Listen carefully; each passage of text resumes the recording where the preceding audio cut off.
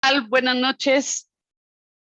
Buenas noches, ¿cómo están todos amigos? Bienvenidos a nuestra sesión del mes de febrero de Simplemente Derecho. A nombre de Foro Jurídico les doy la bienvenida. Qué bueno que nos han seguido con este tipo de transmisiones y que han invitado a sus amigos abogados, no abogados, familiares, y esperamos que esta hora de difusión jurídica siga siendo del agrado de ustedes. Y bueno, pues esta vez tenemos nosotros, yo le llamo una rockstar de los derechos humanos de nuestros jóvenes, porque además no saben cómo la siguen. Se encuentran a doña Nora en el Zócalo, literalmente promoviendo temas de derechos humanos, y veo cómo le van a pedir autógrafos. Bueno, claro, también porque está muy guapa nuestra querida amiga Nora, pero porque se sorprenden con esa defensa férrea de los derechos fundamentales. Eh, Muy bienvenida, querida Nora. Y antes de hacerte las preguntas de este café normal de 7 de la noche de cada mes, salud por el gusto de tenerte por acá. Me gustaría, si son tan amables, recibir estas palabras de agradecimiento hacia Nora, porque ella, les platico, es socia de la firma Magaloni Abogados y su práctica profesional se enfoca en litigio constitucional, climático y estratégico. Asimismo, funge como árbitra en arbitrajes comerciales. Nora es licenciada en Derecho por el Instituto Tecnológico de Estudios Superiores de Monterrey y maestra en Derecho por la Universidad Nacional Autónoma de México. Actualmente se desempeña como coordinadora académica del Comité de Derecho Constitucional y Amparo de la Asociación Nacional de Abogados de Empresa, ANADE, es decir, es mi jefa porque yo soy su coordinadora. Asimismo, es presidenta del Comité de Árbitros Jóvenes de la International Chamber of Commerce, la ICC México, y representante para América Latina de ICC Young Arbitrators Forum. Es cofundadora y directora de Nuestro Futuro AC. Fue reconocida en 2021 como una de las abogadas más influyentes de México por la revista Foro Jurídica. Es profesora de cátedra en el TEC de Monterrey, Campus Santa Fe y Estado de México. Nora, con toda tu juventud, cuánta experiencia, así que bienvenida por acá. Y bueno, tengo que empezar a hacerte las preguntas difíciles. Dime, ya sé a lo que te dedicas, que estás siempre con nosotros, pero muy brevemente para que te conozcan quienes nos escuchan. ¿Cómo es uno de tus días diarios? ¿Qué haces diariamente para saber cuál es el flavor que hace que tú estés metida en estos asuntos?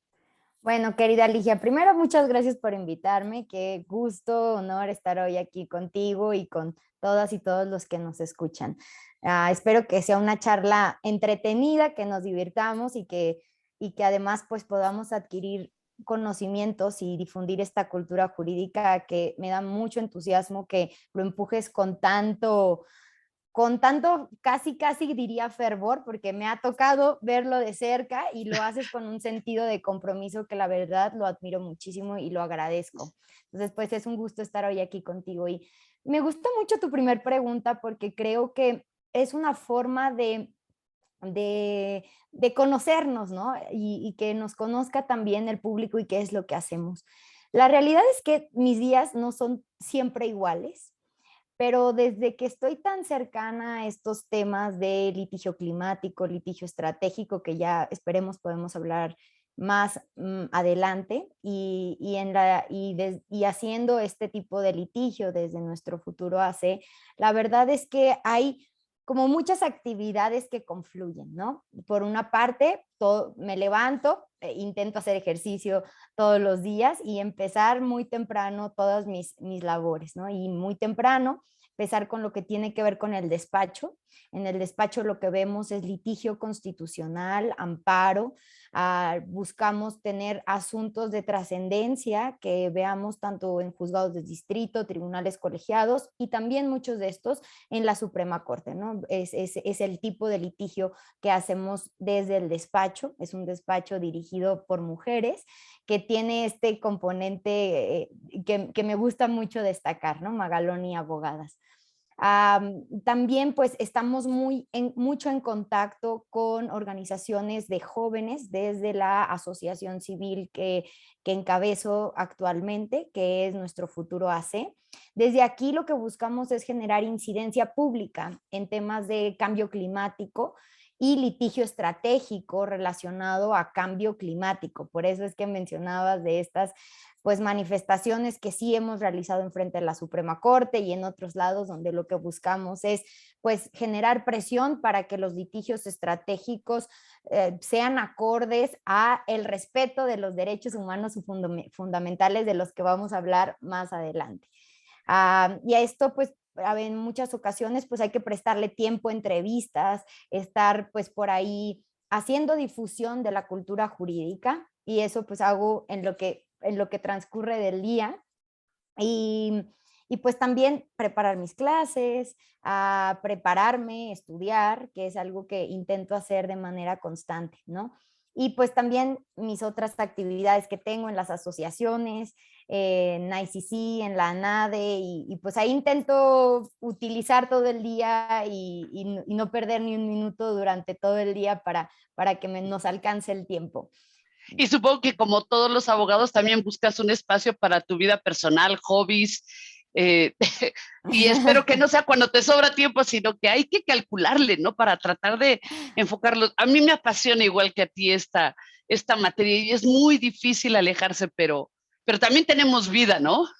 Claro, claro. Y también algo que a mí me gusta mucho es que mis causas se vuelve mi tiempo libre, y mis causas se ha hecho los temas ambientales, el litigio climático, estos temas de impulsar desde las juventudes que se generen incidencia pública, ¿no? Incidencia en las políticas de cambio climático, y eso se ha vuelto mi hobby, mi pasión. Entonces esto pues me gusta mucho porque se presta mucho a la interacción. Ok, entonces tu trabajo es tu hobby también. En cierto lugar, sí, no van a decir, esta abogada que nada más piensa en trabajo, no, no, hay de todo, pero intento complementarlo. Muchas gracias, mi querida Nora. Y sí, ahora entrando un poquito a la materia por la cual nos haces el honor de acompañarnos, y aquí me llama mucho la atención. Todos escuchamos en la televisión, yo creo que por lo menos unas 5 o 6 veces al día la palabra derechos humanos. Creo que en los periódicos, y lo habrás notado desde hace unos 8 años para acá, el tema jurídico ha venido llenando las primeras páginas y muchas veces esos titulares no dejan de tener cuestiones de derecho, de derechos fundamentales. Y entonces la primera pregunta para ti sería, todos hablamos de derechos humanos, igual que como todo mundo habla de Harry Potter y nunca lo ha leído. Pero la pregunta es, ¿qué son los derechos humanos? ¿Quién está obligado a respetar esos derechos humanos? Eh, ¿Por qué son importantes para las personas? Platícanos, por favor. Mira, Ligia, creo que estamos en la época del lenguaje de los derechos humanos. El lenguaje de los derechos humanos llegó a apoderarse de los lugares políticos, de los lugares pedagógicos, y hablamos de una cultura de los derechos humanos. Esto tiene muchos años, ahí está la Declaración de los Derechos Humanos de hace ya casi 60, 70 años. Pero en México hubo un tema muy importante en este lenguaje de derechos humanos después de la reforma constitucional de 2011, que acabamos de cumplir 10 años de esa gran reforma en materia de derechos humanos y amparo, que es la de derechos humanos. Entonces creo que eso tiene mucho que ver con esto que tú mencionas, de que vemos el término derechos humanos en todos lados y a veces no nos concentramos en el contenido o lo que esos derechos humanos implican en nuestra vida cotidiana, y que al final esos derechos humanos se vuelven la razón de la justicia, la razón del derecho, porque lo que buscan proteger es lo fundamental. Y cuando hablamos de derechos humanos, a mí me gusta mucho pensar en que derechos humanos es construir la dignidad de las personas. O sea que cuando hablamos de derechos humanos hay que pensar en la construcción de la dignidad humana. Y, el concepto de derechos humanos es un concepto muy complejo. si lo queremos ver desde el concepto argumentativo o desde la construcción argumental de los derechos humanos, pero en esta charla no me gustaría tanto concentrarme en esa construcción argumentativa de los derechos humanos y concentrarme más en el contenido subjetivo de los derechos humanos. Y no se me espanten cuando digo subjetivo de los derechos humanos para ponernos muy técnicos, no, porque creo que hay aquí una división muy sencilla para entender qué son los derechos humanos. Y este tema viene de right and law, del common law, ¿no? Y viene de estas dos palabras que no tienen traducción al español, pero que los hemos denominado como derecho objetivo y derecho subjetivo. Y entonces, cuando los dividimos en estas dos secciones, tenemos que en el derecho subjetivo es donde están los derechos humanos. Y estos derechos humanos son los derechos subjetivos que generan expectativas formadas en todas las personas en relación con la acción u omisión de los estados, las empresas, los poderes fácticos y el resto de las personas respecto a bienes primarios que son parte de la dignidad humana. Y aquí les estoy leyendo una definición porque es bastante complicado entenderlo, pero ahora lo voy a ir dividiendo para explicarles este concepto del derecho subjetivo de los derechos humanos. Y cuando hablamos de derecho subjetivo, les decía yo que eran expectativas de acción y de omisión, ¿no? Que estábamos esperando. Generalmente pensamos en el Estado, ¿no? El Estado debe respetar mis derechos, pero también tienen que respetar el derecho, además de las autoridades. Hay un principio de derechos humanos que es la horizontalidad. Todas y todos tenemos la obligación, yo de respetar tus derechos, Ligia, tú de respetar los míos, ¿no? Y esto es parte de los principios de los derechos humanos. Cuando les comento este concepto de qué son los derechos humanos, es para entender un poco esa reforma de 2011 en la que se reforma el artículo, bueno, es bastante compleja la reforma, pero hay un apartado muy importante que es la reforma al artículo 1 constitucional, que nos habla de derechos humanos y que todas las autoridades están obligadas a respetar nuestros derechos humanos, a que en caso de una violación a un derecho humano se tiene que reparar el daño generado por la violación al derecho humano, y habla de otros principios de los que me gustaría hablar más adelante. Pero, ¿por qué quiero llegar a este punto de qué es un derecho humano y por qué es tan importante para la construcción humana, de la dignidad humana? Es porque cuando se reconoce en la Constitución que todas y todos tenemos derechos humanos, se parte de este principio de derechos naturales, ¿no? Del que ya hablábamos desde la Revolución Francesa, ¿no? Cuando viene el golpe de acabar con la monarquía y hablábamos de libertad, de vida, de estos principios básicos, ¿no? De estos derechos principales. Pero al final... Que el individuo es importante, que ya las personas nos vemos como seres con algo más allá que un mero elemento del Estado que va y viene como soldaditos, que vamos a la guerra para que nos maten y no pasa nada, sino que somos cada uno de nosotros individuos con todas nuestras circunstancias, derecho a vivir, derecho a estar, derecho a ser feliz, esa subjetividad de la que comentas, pero que hace que tengamos el derecho también de pedirle al Estado de que nos proteja, ¿no? Exactamente, comentas algo que es bien importante. Todas las personas tenemos derechos, ¿no? Esa es la parte de la que base. Tú, Ligia, naces y en ese momento tienes derechos. No importa si esto está en una ley, en una constitución o en un tratado internacional, tú ya lo tienes, ¿no? Y esa fue la gran primer lucha que existió hace muchísimos años en la Revolución Francesa. Ya actualmente las teorías dicen que ya al estar positivizado, que quiere decir que ya está en un código, lo más importante ya no es establecer que tenemos derechos, porque eso ya es claro, ya existen derechos. Ahora el gran meta, el gran tema es la eficacia de esos derechos y cómo garantizar esos derechos que ya están reconocidos. Entonces, en la primera batalla era importante que existiera un reconocimiento de los derechos porque existía un sistema monárquico en el cual yo no me podía trasladar si mi monarca no me lo permitía, yo no tenía libertad de tránsito, yo no tenía prácticamente libertad porque había esclavos, ¿no? O sea, hablábamos de un tema totalmente diferente. Actualmente existe como un consenso en que el gran tema ahora es sobre la eficacia de los derechos más que sobre el tema del reconocimiento. Sin embargo, para México sí fue muy importante la reforma de 2011 porque habla de reconocer derechos. La propia Constitución ya nos dice que tenemos derechos por ser personas, por ser seres humanos, tenemos derechos, y que ahora el tema es que exista esta eficacia y estas garantías para el Hacerlos reconocimiento de estos efectivos. derechos. Sí, Exactamente. porque si no, parece que es un papel de buenos deseos, como una tarjeta de Navidad que te mandan y que te dicen que seas feliz y dices, gracias, y ahora, ¿cómo le ayudo para que esa persona no solamente le desea que sea feliz, sino que lo logre? Y ahí es donde viene un poquito la práctica de ustedes, los abogados, como bien comentas, de este litigio estratégico.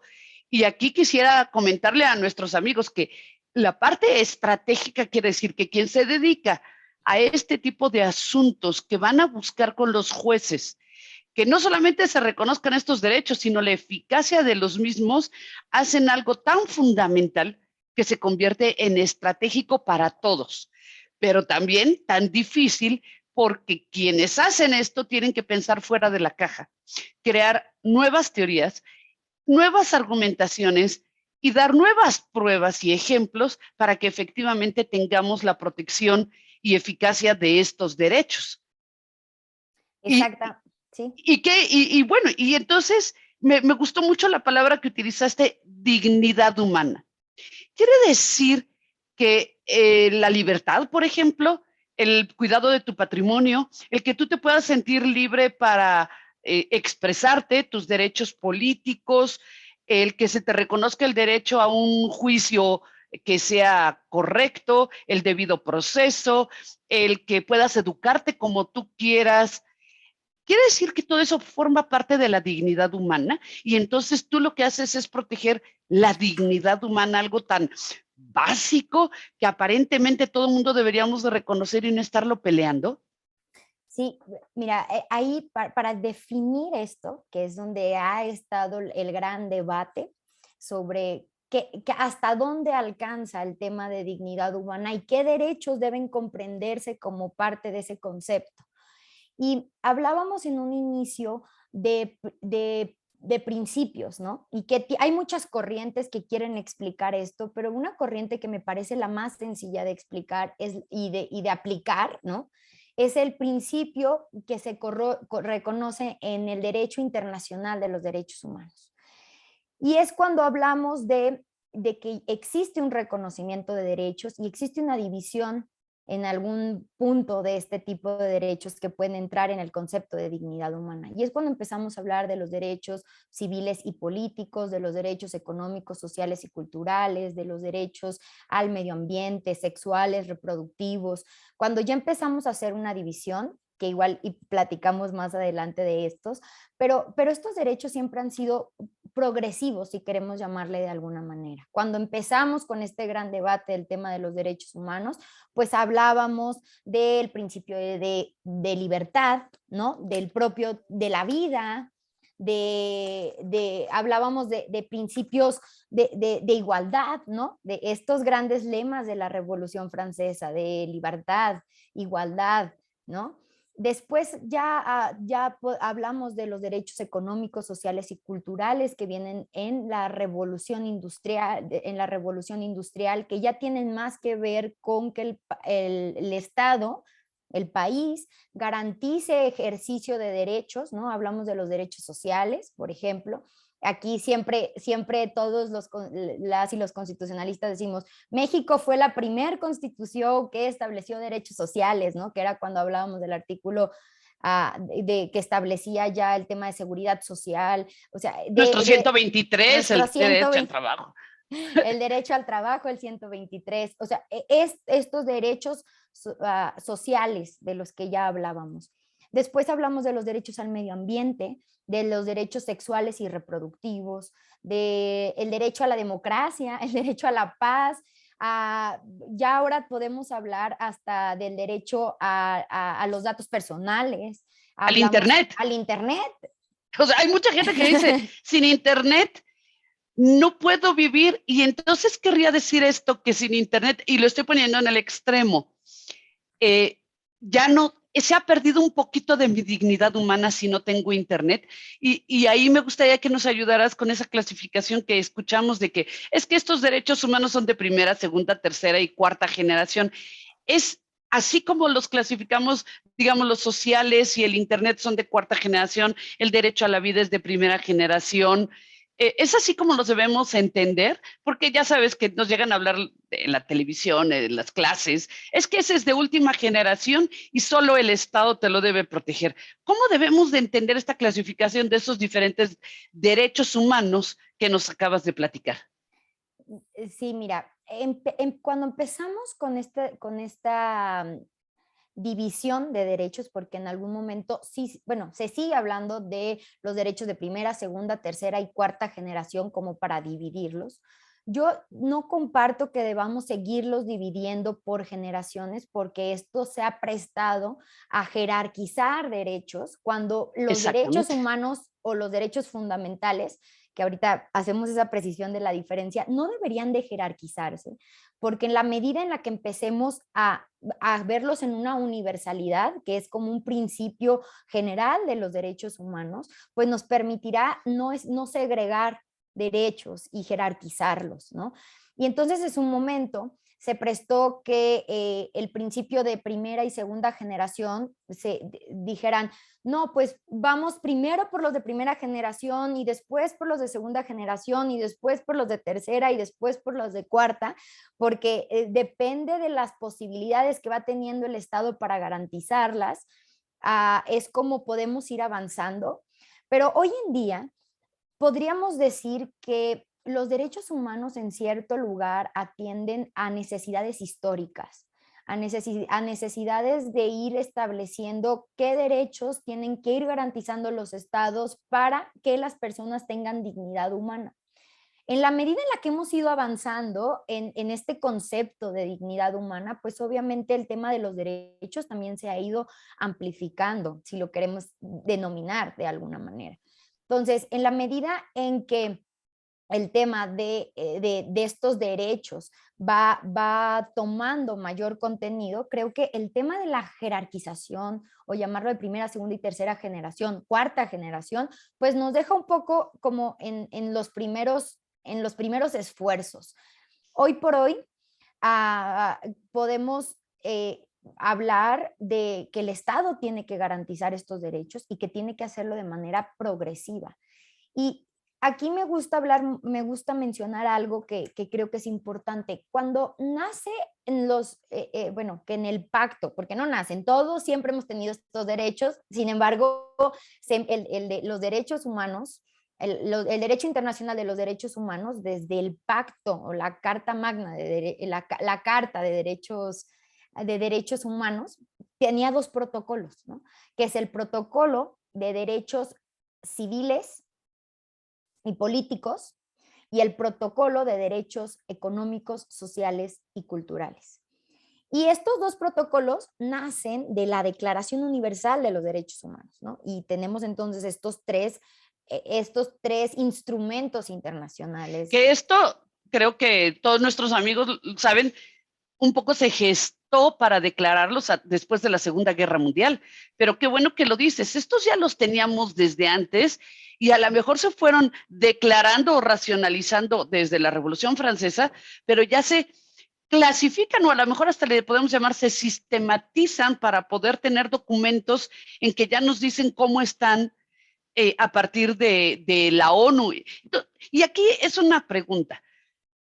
Para ti, estos derechos humanos los tenemos porque los otros países y porque las organizaciones internacionales nos dicen que los tenemos, y por eso nos gusta cuando nos sentimos ahorcados, que nuestros derechos están maltratados, nos gusta voltear así como al exterior y decir, ayúdenme, el mundo internacional, denme mis derechos porque ustedes son los que los declararon, ustedes son superiores, ayuda, help con estos derechos, o es simplemente la génesis y en México ya lo deberíamos de ver, como tú lo dices, que siempre nacimos con esos derechos y no deberíamos estar recurriendo a lo internacional para que nos sean respetados. Mira, yo creo que con nuestro artículo primero constitucional, esta reforma de la que ya hablaba de 2011, los derechos humanos están en nuestra Carta Magna y son derechos fundamentales, son derechos que están constitucionalizados, están reconocidos en nuestra Constitución y habría que hacer la diferencia que se trata de derechos fundamentales, todos esos derechos que están reconocidos en nuestra Constitución. Sin embargo, junto con esta reforma de 2011 también viene una equiparación y se habla de los derechos humanos reconocidos en los tratados internacionales. Entonces, cualquier derecho internacional, de cualquier derecho humano que se encuentra reconocido en un tratado internacional es parte de nuestro ordenamiento jurídico, es parte de nuestra Constitución y es lo que la Corte le ha gustado llamar el control de regularidad constitucional porque es parte de nuestra Constitución. Y está ahí el famoso 293, el famoso 293, ¿no? Este precedente de la Corte, en donde ya se establecía que si hablamos de un derecho humano reconocido en un tratado internacional, es Constitución, ¿no? Es parte de la Constitución. Y entonces aquí hay una diferencia teórica que pues para las y los abogados que nos acompañan, sin intentar ser muy precisa en los términos, pues es el tema de derechos fundamentales, ¿no? Y pedagógicamente y políticamente creo que ha funcionado muy bien el término derechos humanos, pero el término derechos humanos atiende más al concepto de derecho internacional de los derechos humanos, que viene de la Declaración Universal de los Derechos Humanos, de la Convención Interamericana de Derechos Humanos o de las convenciones regionales de derechos humanos que tenemos en los diferentes sistemas regionales de derechos humanos. Pero ya con este reconocimiento expreso que tiene nuestra Constitución, podemos hablar que y es prácticamente, yo creo que coincidirán conmigo todas las y los constitucionalistas que nos acompañan, prácticamente todos los derechos están en nuestra Constitución. Denominémoslo de primera, segunda, tercera o cuarta generación o derechos en general, están en nuestra Constitución y también ahí mismo tenemos las libertades, ¿no? Las libertades fundamentales están en nuestra Constitución y también pues las garantías para ejercer estos derechos fundamentales o humanos que tenemos. Y ahí, siendo muy didácticos, ¿cuáles son esos derechos si los quisiéramos nombrar que vienen en esta parte dogmática que le llamamos de la Constitución? Y qué bueno que la mencionas, porque hay mucha gente que no le gusta asomarse a un articulito por ahí, que es el 15 de la Constitución, que en su último párrafo dice, y por cierto, no podrá haber tratados que contengan disminución o regreso o eliminación de esos derechos humanos. Es decir, que el mismo sentido constitucional hace que lo internacional no pueda ir en contra de los mismos. Y entonces, me gustaría contigo comentar, por ejemplo, creo que es básico el que todo el mundo tenemos la libertad propia, que es no tener esclavitud, fue una de las primeras que está ahí. Tenemos, por ejemplo, libertad de educación. ¿Cuáles otros son esos derechos fundamentales que se garantizan o las garantías que le dan protección a estos derechos fundamentales y que a ti te llaman más la atención que están en esa primera parte de la Constitución? Mira, yo creo que tenemos las libertades fundamentales, ¿no? Como la libertad de tránsito, la libertad de asociación, tenemos el derecho del reconocimiento de la personalidad, que es a tener nuestra acta de nacimiento, nuestro nombre. Algo tan básico, ¿no? Pero Derecho a tener un nombre. pero que tenemos, y que se ha ido garantizando en el tiempo, ¿no? Porque no me dejarán mentir algunas y algunos que estén por aquí, que el tema de las cartillas de nacimiento, ¿no? Que se han ido regularizando en muchas comunidades porque antes muchísimas personas no lo tenían y nada más tenían su acta de bautizo, ¿no? Y no tenían su acta de nacimiento, y que esto se ha ido regularizando en el tiempo, ¿no? Y también aquí tenemos pues evoluciones en el propio derecho. Ahora tenemos actas de nacimiento que se pueden modificar dependiendo de la expresión de género, por ejemplo, ¿no? Pero ahí ya es donde vamos adentrándonos a esta evolución de los propios derechos, o la progresión de los propios derechos de la que tú hablabas. Pero creo que volviendo a qué derechos y libertades tenemos en la Constitución, pues podríamos hablar de la igualdad ante la ley, por ejemplo, del principio de no discriminación, que tenemos un apartado específico en el artículo primero constitucional, el derecho a ser electo cuando hablamos de derechos políticos, el derecho al voto, también cuando hablamos de los derechos de los ciudadanos. Después ya podemos hablar del derecho a la seguridad social, al trabajo digno, a la seguridad pública, a la salud física y mental, al medio ambiente sano, al Eso principio te iba de a preguntar, ¿y el medio sostenibilidad. ambiente? Exacto. Y aquí ya, o sea, y si lo vamos viendo, puede ser que lo veamos como, si lo queremos dividir en esta famosa jerarquización, pues quizá vamos como por estos de primera generación, segunda, tercera, ¿no? Y ya llegamos a los de medio ambiente sano, y llegamos al principio de sostenibilidad, y llegamos ya al desarrollo de estos derechos, ¿no? Por ejemplo, si hablamos del derecho a un medio ambiente sano, pues está relacionado con el principio de sostenibilidad, está relacionado con el principio de respetar el derecho de las generaciones presentes, pero también de las generaciones futuras, ¿no? Que eso es algo que ahorita, que es un tema muy apasionante y muy complejo en el sistema jurídico, no solo nacional, sino también internacional. Y podemos empezar a hablar de principios relacionados con los propios derechos, ¿no?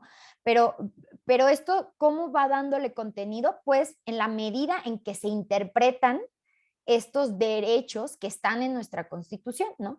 Y quien va generándole contenido a estos derechos, pues son los tribunales constitucionales, ¿no? En el caso de México, pues los juzgados de distrito, los tribunales colegiados y la Suprema Corte como el Tribunal Constitucional por excelencia. Fíjate que antes de entrar a la pregunta de la discriminación, porque te la voy a hacer, quisiera por favor que le comentaras a nuestros oyentes por qué es tan importante dos derechos que hasta parecen ya fatuos de que todas las veces los abogados siempre los mencionamos, que son aquellos que vienen en el 14 y en el 16 constitucionales. Ese derecho al derecho, a la legalidad, a tener seguridad jurídica, pero al mismo tiempo un debido proceso. ¿Qué nos puedes decir de esos? ¿Por qué siempre los estamos mencionando? Que parecería que ya no son derechos humanos, sino que son parte de una receta de cocina. Mira, pues creo que los derechos fundamentales, al final, el objetivo es construir ese tema de dignidad humana, ¿no? Pero al mismo tiempo, el tema de la legalidad en México creo que se ha desarrollado y se ha interconectado con el tema de justicia, pero creo que aquí hay algo bien importante. La legalidad deberíamos de tenerla relacionada con lo cotidiano, ¿no? O sea, con cumplir con lo cotidiano, con no pasarme el alto, con estas cuestiones que tienden a ser los temas de legalidad, ¿no? Que al final, cuando ya estamos en un juicio y cuando hablamos de entre abogados, pues siempre hay temas de legalidad porque no hay una indebida interpretación de la norma, ¿no? Y entonces decimos, como no hay una indebida interpretación de la norma, hay una violación al principio de legalidad, pero tiene más que ver con lo cotidiano.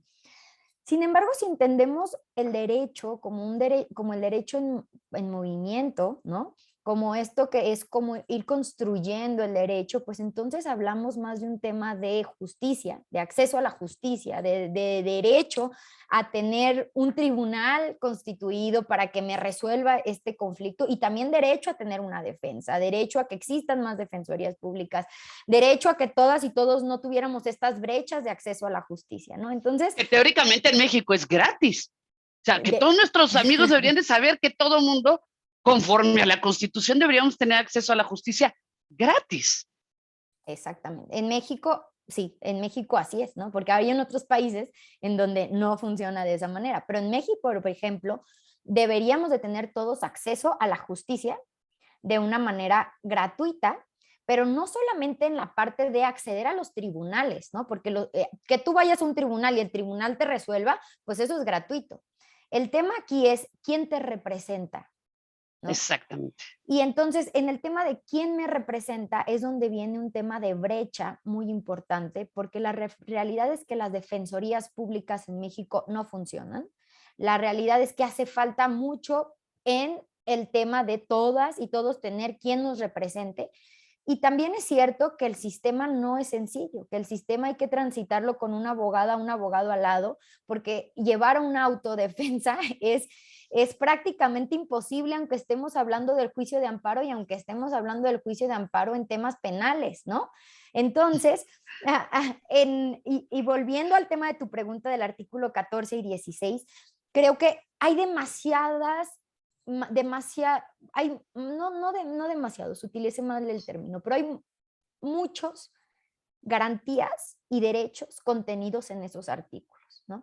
Porque está el derecho de acceso a la justicia, pero también debería existir la garantía constitucional de estos tribunales constituidos para que yo pueda acceder, o la garantía para que pueda yo, o la garantía como es el juicio de amparo, ¿no? Para poder acceder a estos mecanismos. Entonces, estos artículos, pues siempre vamos a tener que regresar a ellos porque es el basamento de nuestro sistema jurídico Y, mexicano y también la forma en cómo se interpreta nuestro ordenamiento jurídico. y qué bueno que hablas de ello, porque esa diferenciación que hay en nuestra sociedad de quien puede tener y quien no puede tener acceso a la justicia, me da entrada para preguntarte, ¿qué pasa con la discriminación?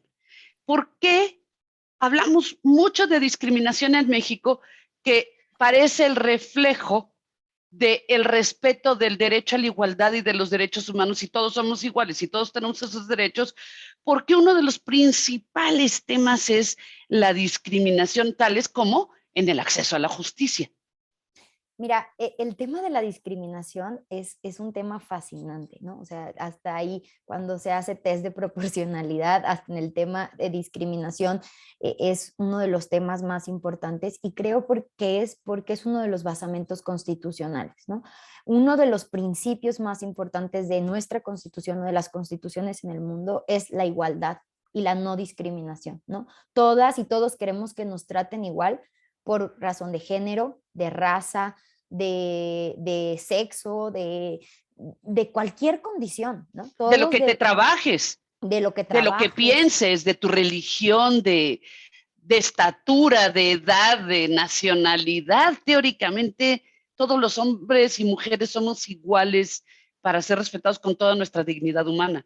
Y, dis- Discapacidad, condición exacto, social. O sea, cuando yo leo el artículo primero constitucional, me van a decir que soy una enamorada de esto, pero cuando yo lo leo, digo, qué bonito artículo. O sea, sí, si lees el artículo primero constitucional, aquí lo tengo en mi constitución chiquitita de la Suprema Corte, es una delicia leerlo, ¿no? Hablas de discriminación y dice, queda prohibida toda discriminación motivada por origen étnico o nacional, el género, la edad, las discapacidades, la condición social, las condiciones de salud, la religión, las opiniones, las preferencias sexuales, el estado civil o cualquier otra que atente contra la dignidad humana. dignidad humana.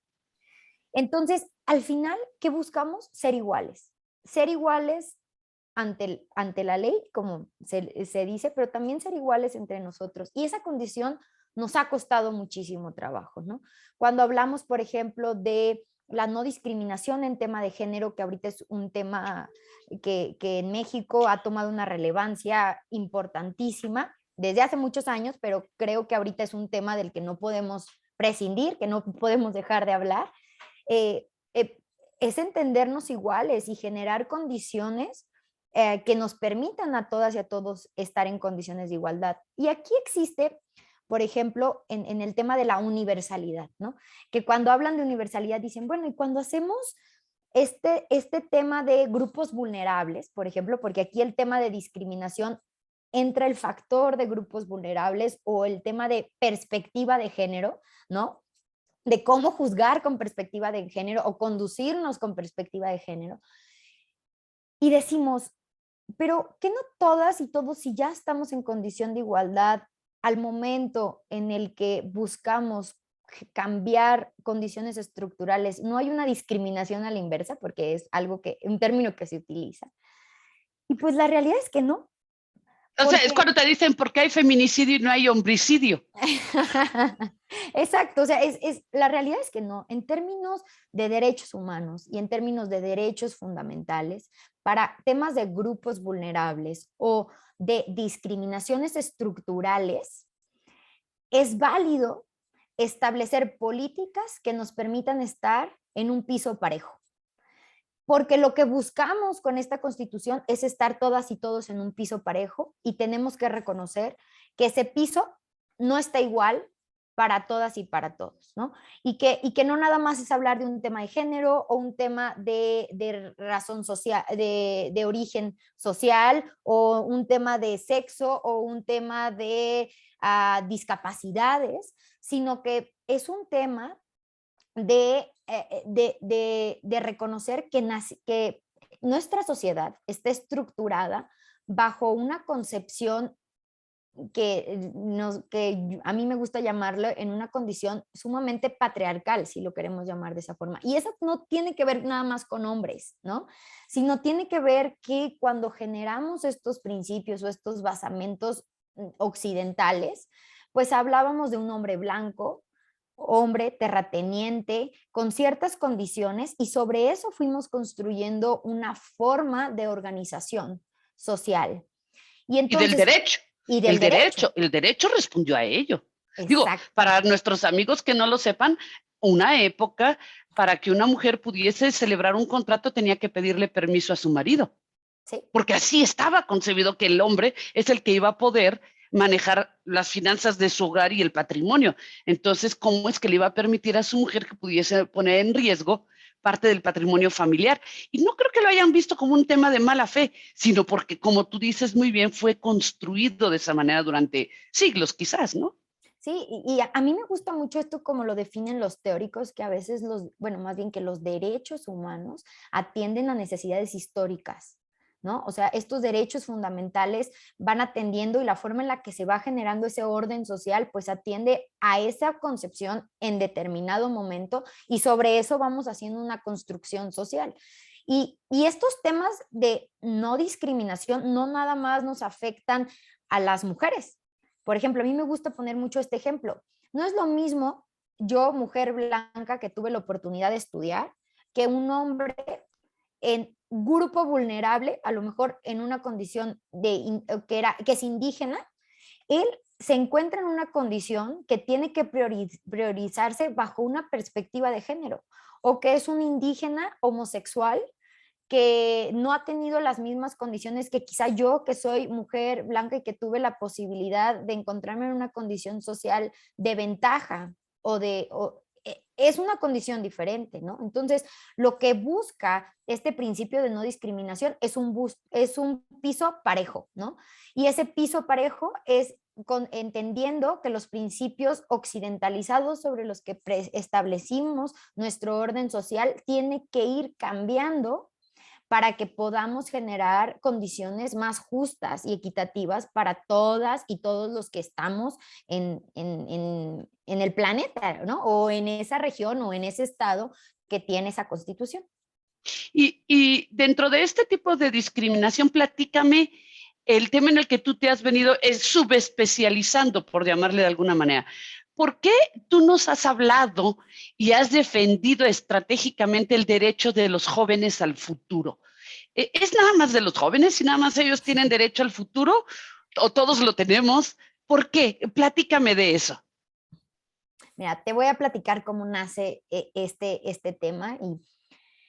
Eh, el medio ambiente sano es un derecho humano, ¿no? Se ha ido desarrollando en el transcurso del tiempo, y el derecho humano, un medio ambiente sano, pues se ha ido relacionando con otros derechos humanos, ¿no? Como el derecho a la vida, al agua, a la salud, a muchos otros derechos humanos, pero al mismo tiempo ha ido desarrollando principios que se encuentran relacionados con este derecho humano.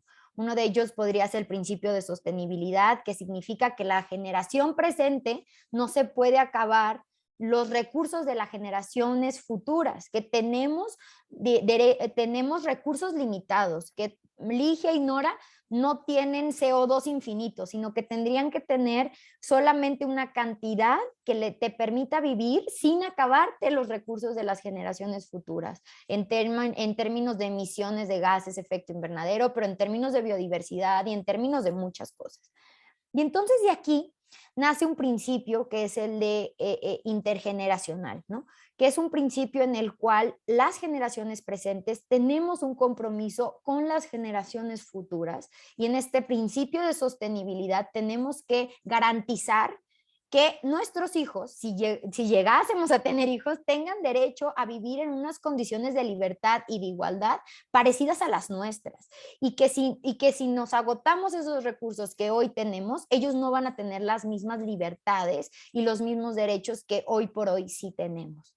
Entonces, de lo que parte este movimiento, porque aparte es un movimiento global, este movimiento en donde quienes han tomado la voz para litigar estos litigios que le llaman litigios climáticos han sido las y los jóvenes diciendo, oye, tú, tomador de decisión, tienes que hacerte consciente de que lo que decides hoy no solamente afecta el presente, sino afecta el futuro de las generaciones, ¿no? Entonces, no es lo mismo un niño de 12 años que un niño, bueno, un niño de 5, un adolescente de 15 y un joven de 28, 29 años, una persona adulta de 40, una persona de 60 y una de 80, ¿no? O sea, vamos viviendo en etapas que nos permiten primero estar en condiciones de o sea, de derechos políticos diferentes, ¿no?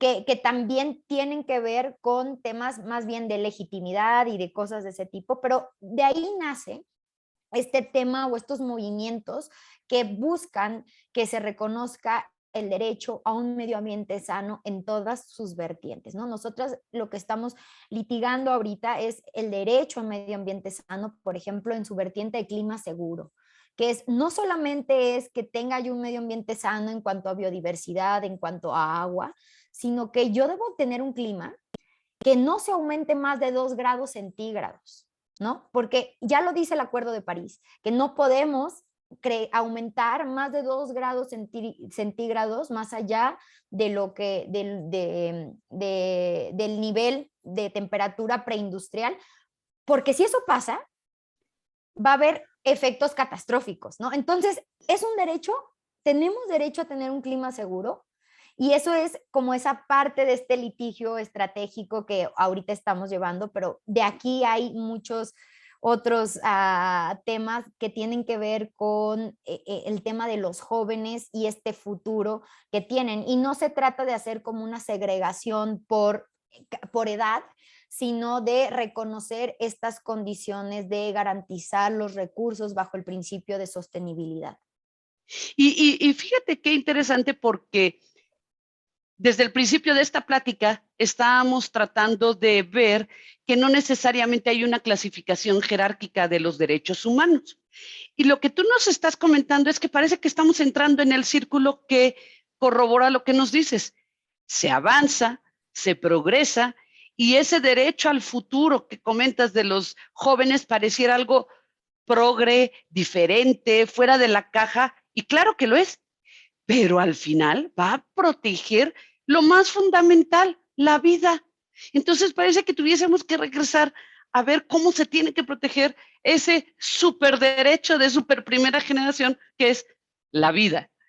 Y mi querida Nora, quisiera ahorita hacerte una pregunta antes de pasar con las de nuestros amigos, que por cierto, te mandan saludar desde Villahermosa y como decía el anuncio, desde Tijuana hasta Mérida. También algunas personas que están en Sudamérica, muchos saludos y agradecimientos. Y yo quisiera que nos dijeras, porque este programa se trata de esa difusión, pero también de aterrizarlo. ¿Qué tips nos puedes dar en la vida diaria que nos llevemos para practicar y defender nuestros derechos humanos, pero también para hacer que se respeten los de los demás? ¿Qué tips diarios nos llevamos en la bolsa para cargarlos en nuestro vehículo o cuando vamos en el transporte público? La verdad es que creo que lo que más nos ayuda a que exista una cultura de derechos humanos es que entendamos que todas y todos estamos a cargo de los derechos humanos de los demás, ¿no? Que esto no es un tema nada más del Estado ni de las autoridades, sino que todos y todos debemos estar involucrados en esa defensa de los derechos humanos y que tenemos que respetar el derecho de al lado, de la persona de al lado, ¿no? O sea, cuando, por ejemplo, este ejemplo a mí me gusta mucho, que es el derecho a la salud. En el derecho a la salud interactúa un médico que a lo mejor no es no es una autoridad de manera directa, pero está involucrado en garantizar el derecho a la salud y en el momento en que le da atención a esa persona de manera adecuada, pues está garantizando el derecho a la salud de esa persona. Obviamente que ese tema de derecho a la salud pues también tiene instituciones, también tiene otras formas de garantizar si el doctor se equivoca, si el doctor comete negligencia, pues habrá otros mecanismos para garantizar ese derecho, pero los derechos se construyen día a día y bajo este tan sonado, pero tan necesario discurso del lenguaje de los derechos humanos, ¿no? Y también, pues, ¿qué tenemos? Porque estamos ante abogadas y abogados, pues tenemos nuestro fabuloso juicio de amparo, que al final establece que ante una violación a derechos humanos, una violación directa a la Constitución, procede del juicio de amparo. Cuando hablamos de violaciones gravísimas a nuestros derechos humanos, ahí tenemos nuestro juicio de amparo, después podemos ir a la Corte Interamericana de Derechos Humanos. Yo sé que estos casos son excepcionales, pero en muchas ocasiones son estratégicos y nos ayudan a cambiar la forma en la que entendemos y construimos el derecho, ¿no? Un ejemplo que también me gusta mucho es el de Campo Algodonero, por ejemplo, el de las muertas de Juárez. ¿Cuántos años nos costó entender que esto era un tema prioritario, que los feminicidios no eran una broma, que sí se le llamaba feminicidio? Pues fue hasta que viene este caso tan relevante de la Corte Interamericana de Derechos Humanos, en donde nos dice, Estado mexicano, tienes que hacer algo. Y se empieza a nombrar un problema tan grave como este, ¿no? Pero así tenemos ejemplos muchísimos. ¿Y cómo hacerlo en la vida cotidiana? Me quedaría con tres cosas. Primero, saber que tenemos derechos humanos, o hacernos cargo de nuestros derechos y de los derechos de los demás. Y tercero, utilizar los mecanismos que tenemos para garantizar estos derechos humanos y ponerlo a disposición de la mayoría o de todas las personas. ¿Por qué? Y ahora que lo comentas, si todos somos responsables de los derechos humanos de los otros, y creo que estamos llegando a algo muy básico, y me voy a poner en el ejemplo muy, a lo mejor hasta burdo, de que cuando tú no arreglas tu banqueta y dejaste algún defecto en la misma, o tú no recogiste tu basura y contaminaste, estás afectando el derecho humano del otro por esas cosas tan simples, ¿no? O el que, hasta el tema de realizar un acto de corrupción puede llegar a afectar los derechos humanos de otros porque estás impidiendo, por ejemplo, el que tú das una mordidita para que tu trámite salga más rápido que el de al lado, a lo mejor estás atrasando el derecho humano del otro para poder tener justicia. Y me encanta que digas eso, no podemos nosotros aventar la responsabilidad a todos los demás y decir yo soy muy bueno y me comporto, sino que todos somos responsables de los nuestros y de los derechos de los demás. Eh, una pregunta, te voy a hacer ahorita varios comentarios, tenemos muchísimos. Eh, ¿por qué se habla de la Comisión Interamericana y de la Corte Interamericana de Derechos Humanos en los periódicos y en todos lados? Porque parece, y nos la imaginamos como el superdios, ¿no? Ya sabes, la autoridad supranacional que nos va a llegar a arreglar la vida. ¿Es Mira, esto cierto? tenemos dos en este tema regional de derechos humanos. Tenemos la Comisión Interamericana de Derechos Humanos, que no emite precisamente no emite sentencias, sino lo que hace es establecer criterios sobre ciertas violaciones a derechos humanos para que los países lo atiendan de manera preventiva, ¿no? Es como un escalón antes de llegar a la Corte Interamericana de Derechos Humanos. Generalmente es un filtro para llevar a la Corte Interamericana de Derechos Humanos, pero también es una comisión que nos sirve para prevenir ciertas cosas. Por ejemplo, hace poco escuchábamos de la Comisión Interamericana de Derechos Humanos que le decía al presidente de México: oiga, no esté hablando así de los periodistas porque eso hace que se les exponga, ¿no? Y hay mucha muerte, bueno, no muerte, homicidios de periodistas en México, y que tú los pongas en el quién es quién de la mañanera los pone en un peligro, ¿no? Y entonces quien viene a decir esto es la Comisión Interamericana de Derechos Humanos, y lo que hace es darle prevenciones al Estado y decirle qué cosas no debería de estar haciendo para evitar violaciones a derechos humanos, ¿no? Ese es como un ejemplo de cosas que podría hacer la Comisión Interamericana de Derechos Humanos. Y ya en el tema vinculante tenemos la Corte Interamericana de Derechos Humanos, que es un tribunal supranacional en donde lo que hace esta corte es emitir sentencias que son vinculantes para México, que son obligatorias para México y para muchos otros países de América. Ahí también está la Corte Europea de Derechos Humanos, que sus resoluciones son vinculantes para los países europeos, o la Corte Africana, que también es obligatorio para el continente africano. Pero aquí en México lo que nos obliga es lo que dice la Corte Interamericana de Derechos Humanos. Emite sentencias, no muchas, pero sí muy emblemáticas. Tenemos sentencias que han hecho que cambie en gran medida cómo entendemos el derecho convencional y constitucional de nuestro país. Pues el tiempo siempre nos falta en esto, mi queridísima Nora, y te voy a leer algunos comentarios y preguntas. Luis Ignacio Navarro nos escribe varios comentarios, ha estado muy interesado en esta plática, en unas cosas coincide y en otras no, pero por ejemplo comenta el tema de la internacionalización que vino desde la Convención de Viena de 1993 y también nos dice que hay una cuestión muy interesante que es el del abuso del derecho. Nos dicen el sistema interno de derechos humanos es el interamericano de los estados y la nacional. En la nacional existe el tema del abuso del derecho y que obviamente también puede llegar a maltratar los derechos humanos.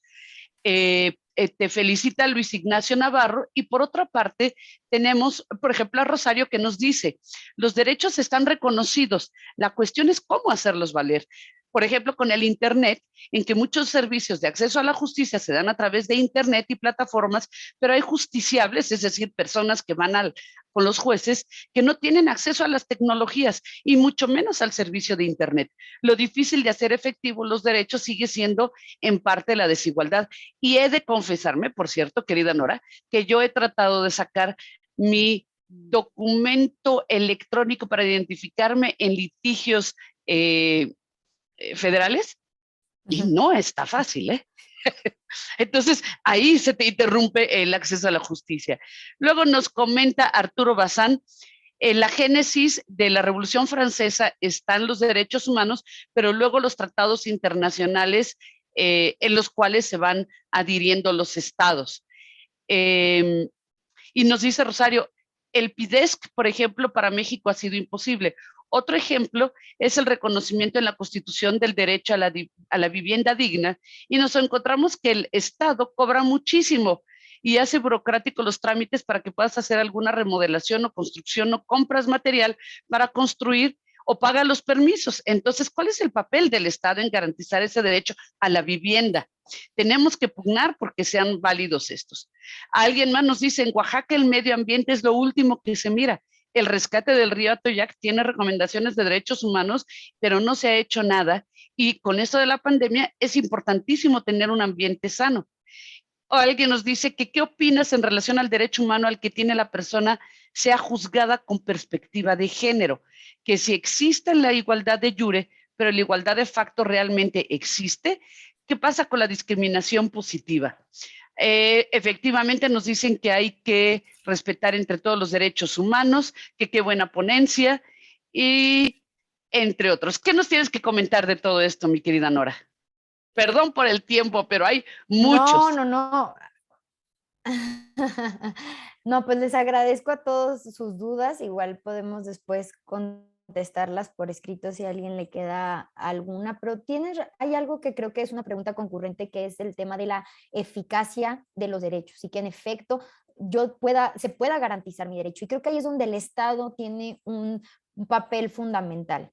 Ya hablábamos del respeto y la cultura de los derechos humanos, pero en esta otra parte de cómo exigir estos derechos, que creo que es todo un tema, está cómo el Estado tiene la obligación de garantizar que estos derechos se cumplan, ¿no? Y aquí hay varios niveles. Creo que el primer nivel es que si existe una violación directa, pues tienes la forma en que los tribunales le ordenen, ya sea al Ejecutivo y en algunos casos al Legislativo, que cumpla con no estar violando tu derecho humano, ¿no? Que ese es uno de los mecanismos que tenemos para garantizarlo. Ya hay precedentes de la Corte en donde el tema de progresividad, de presupuesto, ¿no? De asignar presupuesto para el cumplimiento de esos derechos humanos o fundamentales es primordial, vital y es procedente. Nos permite buscar que se exijan estos derechos, ¿no? Pues en el derecho a la salud ya ha habido precedentes que obligan al Estado a construir hospitales, ¿no? O sea, sí tenemos que pensar que esta progresividad de derechos implica que el Estado ponga presupuesto en que se cumpla para garantizar con estos derechos humanos, sobre todo los económicos, los sociales y los culturales, o los de medio ambiente, o los de reproductivos, o los de tecnología, ¿no? Los de derecho al Internet. Entonces, hacia allá vamos. La eficacia depende de tener un buen gobierno, y eso es lo importante de tener un buen gobierno que esté administrando de manera correcta los recursos del país y que no los esté utilizando de maneras ideológicas, porque entonces nos quedamos sin garantía de estos derechos humanos. Por eso, por ejemplo, la democracia es tan importante, porque si tenemos un sistema democrático, la garantía de los derechos fundamentales y de los derechos humanos, pues vamos a poder tenerla. En la medida en la que esto no suceda, pues entonces tenemos a solo algunas personas decidiendo qué hacer con ese presupuesto que es de todas y que es de todos. ¿Y por qué es de todas y por qué es de todos? Porque tenemos derechos fundamentales. Si no tuve, o sea, ese es el basamento, esa es la razón por la que el dinero es de todos, ¿no? Oye, Porque perdón, aquí voy a hacer un comentario rapidísimo. Quiere decir que si también hay personas que debieran pagar impuestos y que los evaden, indirectamente también están violando mis derechos humanos porque yo sí lo hago, yo sí lo cumplo y en la reciprocidad social hay quienes no lo están haciendo, independientemente que el Estado tiene la obligación de garantizar que los recursos se utilicen de una manera eficaz, correcta, se recaben esos impuestos, pero empezamos por el que no los quiere pagar sin justificación y que puede ser una de las causas de violación de derechos humanos de nuestros congéneres, ¿no? el artículo 31, fracción cuarta de la Constitución, tenemos que Exacto. tributar de manera proporcional y equitativa. Y ahí entran los temas de legitimación y también los temas de litigio estratégico que ya han hecho muchísimas asociaciones y que cada vez se reconoce más. ¿Hasta dónde me alcanza para exigir que los otros cumplan con lo que les toca, ¿no? ¿Hasta dónde me alcanza para que un tribunal establezca que el Ejecutivo no está cumpliendo con su chamba? ¿Hasta dónde me alcanza para establecer a través de los tribunales, pues estas garantías democráticas? O sea, hay un libro que a lo mejor muchos de ustedes han leído, que por aquí lo debo de tener, de juez en la democracia, ¿no? O sea, ¿cuál es el papel de un juez en la democracia? Y bueno, ahí nos podríamos meter en muchísimos temas, pero el tema de la eficacia de los derechos, que creo que es una pregunta muy recurrente. ¿Cómo hay que hacerlo? Pues exigiéndolo, y exigiendo que se cumpla, y esa es una labor principalmente del ejecutivo y del legislativo. Pues muchísimas gracias, mi queridísima Nora, de verdad. ¿Fui yo? Perdón, yo estoy aquí. Muchísimas gracias, Así mi ya. querida Nora. Sí, desgraciadamente el tiempo nos come de este asunto. Tenemos mucho más que hablar, seguramente en otra ocasión, este año o el próximo, seguro, para darle continuidad. Te lo agradecemos de todo corazón. Estimados amigos, como pueden ver, hubo muchísimas preguntas, felicitaciones desde varios lugares de la República. Y prometemos traer a Nora de nuevo para que además nos platique cómo le ha ido con este tipo de litigios estratégicos. Es estrategia. Y con esto los dejamos para saludarnos el siguiente mes, que vamos a hacer una continuidad del tema de Nora, porque vamos a hablar del juicio de amparo, precisamente. Entonces, Nora, es todo un lujo tenerte. Gracias por compartir con jóvenes como tú y con los que no somos tan jóvenes estas ganas y esta pasión por el derecho. Y qué bueno que tú peleas por nuestro medio ambiente y porque tengamos un mundo mejor y personas mejores. No, hombre, muchísimas gracias, Ligia. Ya sabes que siempre es un honor compartir contigo. Te agradezco la charla y gracias a todas y a todos los que nos escucharon durante esta hora. Muchas gracias. Gracias al espacio de Foro Jurídico, que es nuestra plataforma que nos hospeda para difundir la cultura del derecho. Que tengan muy buena noche. Gracias, amiga. Gracias, amiga.